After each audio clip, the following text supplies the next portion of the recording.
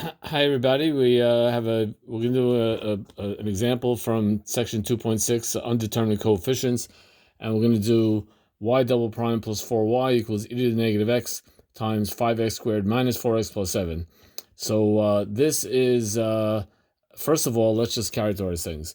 So if we look at it, if we know the table that we have, according to our table, alpha is -1 because alpha is the coefficient of the exponent of x. So alpha equals -1. And the characteristic polynomial here is r squared plus 4 equals 0. We get that from here.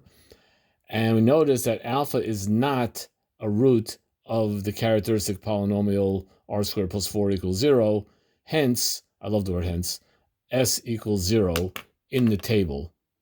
Therefore, the guess for yp is going to be as follows.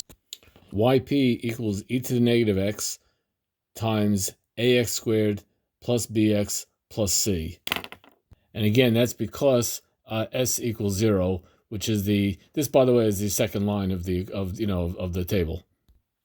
I'd like to just note that yc is equal to k1 cosine 2x plus k2 sine 2x, and this is something that we learned many times how to solve that, because we get r is going to be equal to 0 plus or minus 2i, so that gives us just e to the 0, which is just 1, times k1 cosine of 2x plus k2 sine of 2x, because r is equal to plus or minus 2i. That's where the 2 comes from. And this is something we learned a long time ago. Anyway, now all I got to do is take my yp and stick it into this original equation and solve for a, b, and c.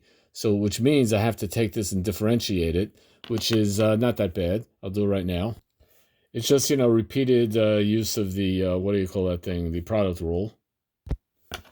So yp prime is going to be e to the x times negative x squared minus bx minus c plus 2ax plus b.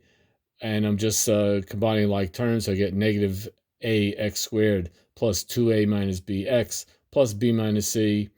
And now I'm going to take the derivative of yp prime to get yp double prime, and that's going to be e to the negative x times ax squared plus b minus 2a. Notice I just, rather than put a negative, I just flipped the order of that, but it's the same thing. And I flipped the order of that. And plus minus b minus 2ax plus 2a minus b, which all combines to be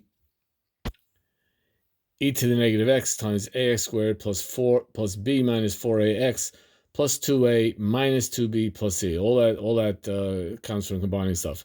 Now I'm going to look at my original equation, y double prime plus 4y. So here's my yp double prime, and I want to take 4 yp's, because that's what I'm looking at. And that's my 4 yp's. Now I'm gonna combine these, so I'm gonna add both sides of these two equations, and that's gonna give me, on this side, I get e to the negative x times 5x squared minus 4x plus 7, because that's the given. The given is that y double prime plus 4y equals that whole mess there, for yp. And so that comes from adding these two, but really from the given.